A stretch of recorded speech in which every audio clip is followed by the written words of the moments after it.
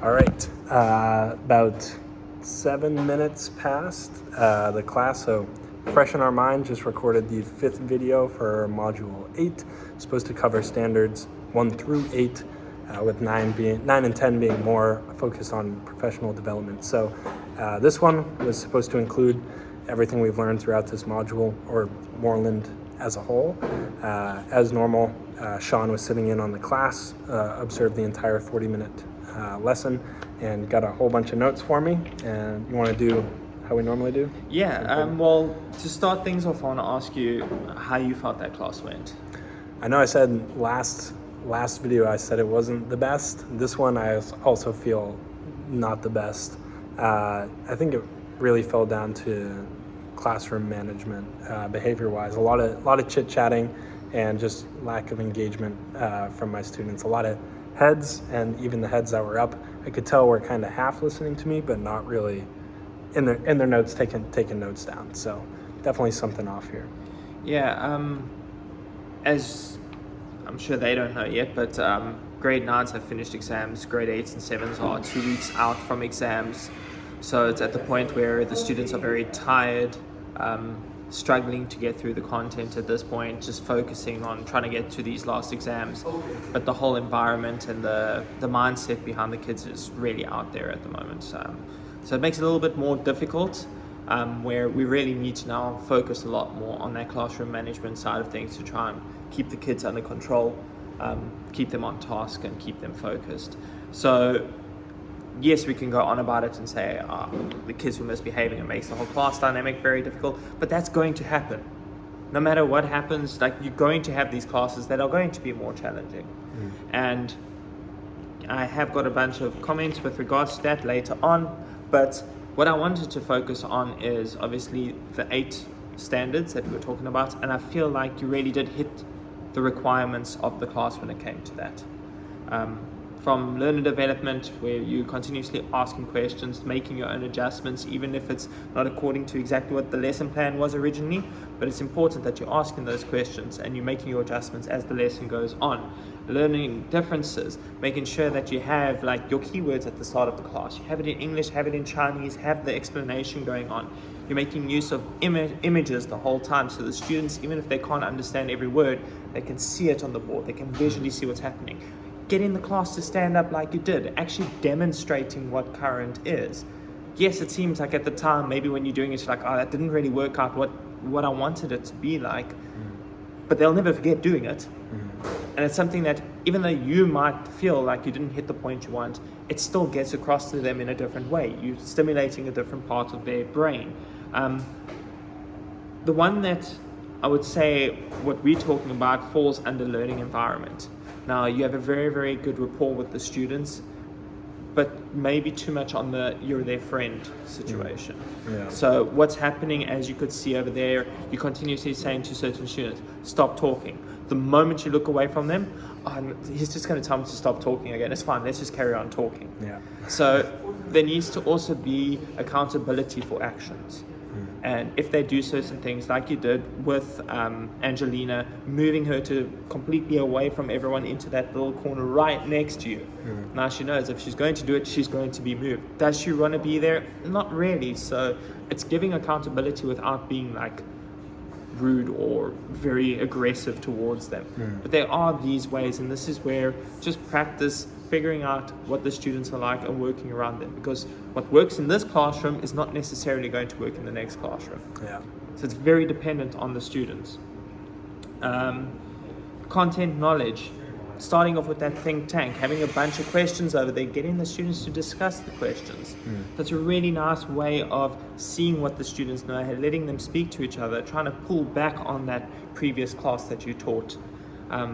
Once again, once you get to the application of content, bringing in real world situations, having actual, where you had the whole resistors and amps and everything, showing how that actually works in the system. It's something that actually happens in real life. And in your previous class where you had them with the breadboard, actually doing circuits so they can see how it works. Number 6, assessments. You had throughout the whole class, continuous asking questions, getting responses, pacing your class accordingly, then having your summative assessment at the end of the class, which then shows you, did the kids actually take anything in on this class? And that's, reading that, yes, like you said, some of the students were half paying attention. But when you look at that summative assessment, did those kids that were half paying attention, was it a case of maybe the pacing was a bit slow? So they were taking on the concept really quickly, but then getting a little bit bored because you're having to repeat for the slower students. Your faster students now are like, okay, I can switch off because I know what's happening over here. They pick up this formative assessment at the end and they absolutely destroy it because they actually know the concept. Then yes, you've actually ticked that box, even though you had to deal with the rowdiness of the class, which is fine. Planning for instructions, as I said, using nice images to take away that language barrier if they're struggling, allowing discussion between students, where I had William and the other boy next to him, where they would speak a little bit of Chinese if they didn't understand a word, but then we'd go back to English and actually make use of those words in English to try and understand what are resistors, what are insulators, what are conductors. So it's really good because that type of thing is allowing them to put the connection between the Chinese class and the foreign class. And then instructional strategy is giving students the opportunity to drive the learning process through practically doing things and thinking process through. Okay, like actually thinking of how it actually works. And that comes once again back to your formative assessment that you had at the end. And what I really liked was how you structured the class, where you did it, you taught the concept, you did a demonstration, you had discussions around it, you let them practice it, and then you finished off with actually getting them to write the test. So what's nice about that, they've had many different ways of seeing the concept before they're actually putting their knowledge down on paper. So all in all, I feel like the structure of your lesson, the way you approached your lesson, ticked every single box, you did everything perfect. The problem then comes back to that learning environment, how the students actually behaved. So things I wanted to talk about on the negative side, I've said nice things for 7 minutes. Your start of your class.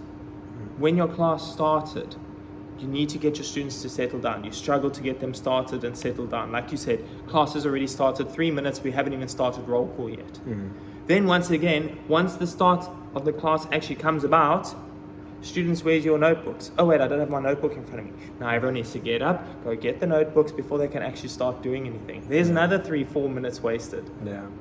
And that's already 10 minutes out of a 40-minute class. You've thrown 25% of the class away. So it's really getting that like continuous process, something that they should know.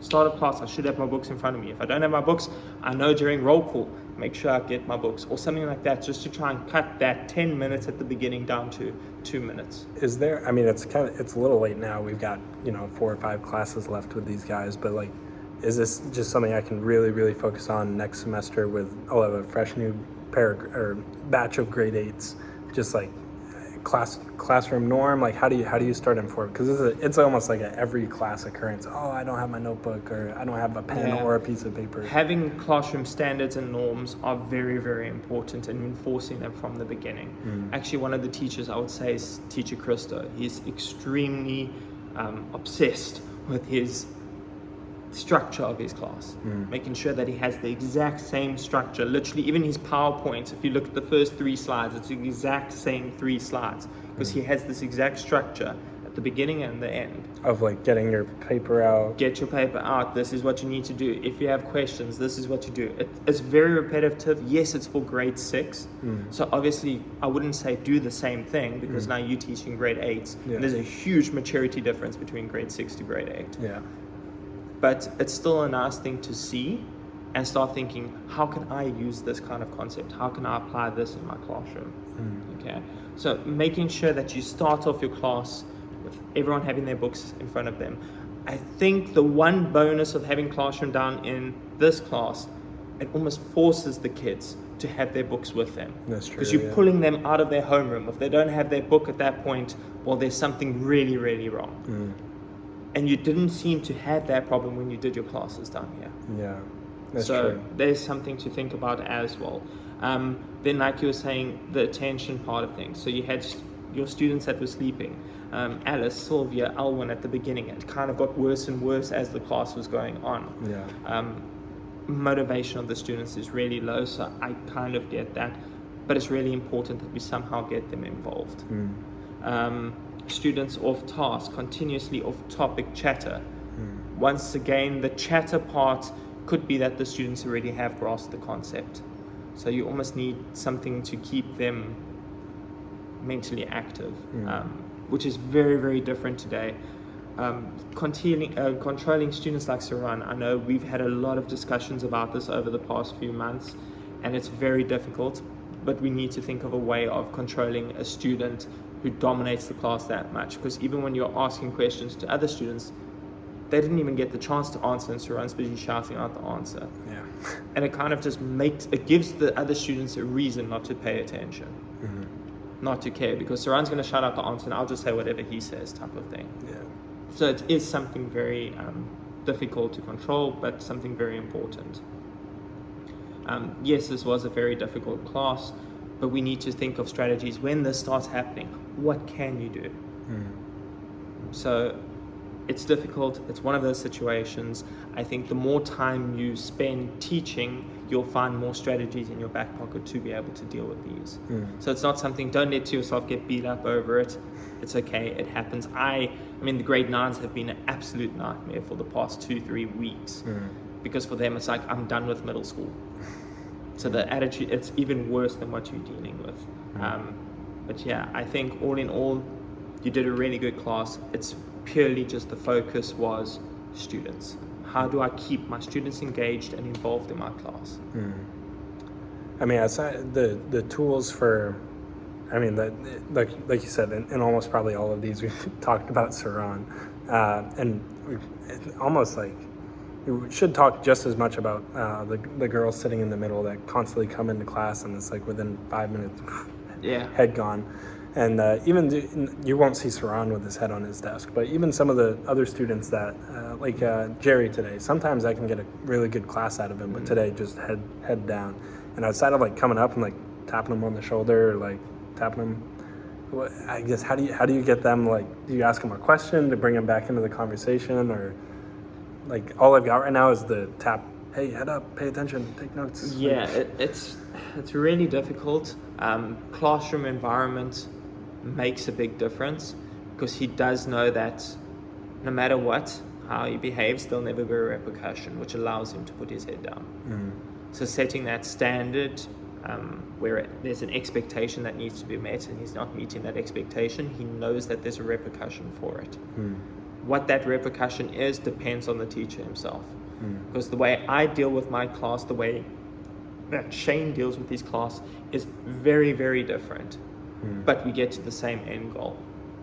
Guys, what do you do if you've got my kids, I've got a very good rapport with my kids. I have my kids that are very, very involved, and whenever I actually have bad students, the student next to them will pull them in line. I don't even have to do anything. How I got to that point is just years of working with those kids that know me really well. They know what's expected of them in the classroom. And my repercussion for them, as harsh as this is purely grades. They lose grades for not handing in things, not getting their work done. And I have that grade sheet up on the screen for them so they can see. They each have the opportunity to see where they're losing marks. So they are accountable for not reaching certain goals, and it makes them actually want to push harder and look after their friends. Because yes, sometimes they're tired, but their friend will be like, don't give up, come, we know we need to do this kind of thing. So there's different ways. I haven't watched many of Shane's classes, but I know also Shane has his way of dealing with the students where the kids know exactly what to expect. Like Shane will never ever shout at his students. He just stands silently in the front of the class, and the students know the repercussion is coming, so they stop. So it has to suit your teaching style.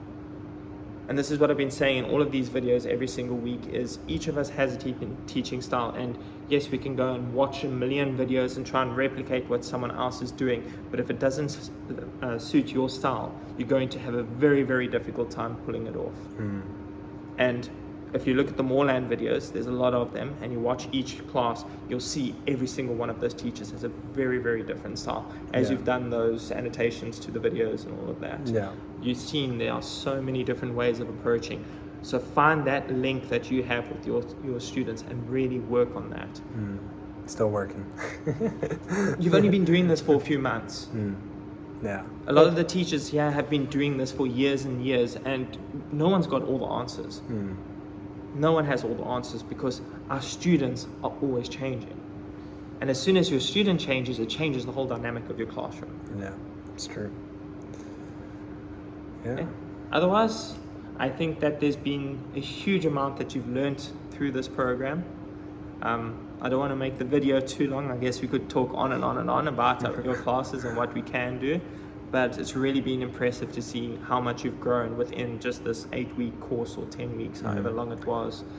I think part of my reflection, I think I have to go back and look at my baseline video, the first video I took. So I think I'll go, after I'm done with this one, I think I write my reflection about that, and then I go back and watch the first video. So we'll see. Don't just look at the students, look at your PowerPoints, look at how you're covering your content and what things you're actually achieving. Because like in this class, it was actually, although you didn't cover a lot of content, the impact of the class because of what you did in the classroom was so much more compared to what you had achieved in a class 8 weeks ago. That's a good point. Yeah, I feel like my time spent per slide, like I might have had like 18 slides in my first video and just kind of run through it, just here's a bunch of knowledge and try and spit. Whereas as I said, look at that, how you taught, demonstrated, had these discussions, had them practice it, and then went in. Like you're reasserting, making sure that they actually take in whatever you want them to take in. Yeah, that's really good. Yeah, I'll have to look at that. Sweet. Yeah. All right. Thank you. Thank you very much. Bye. Bye.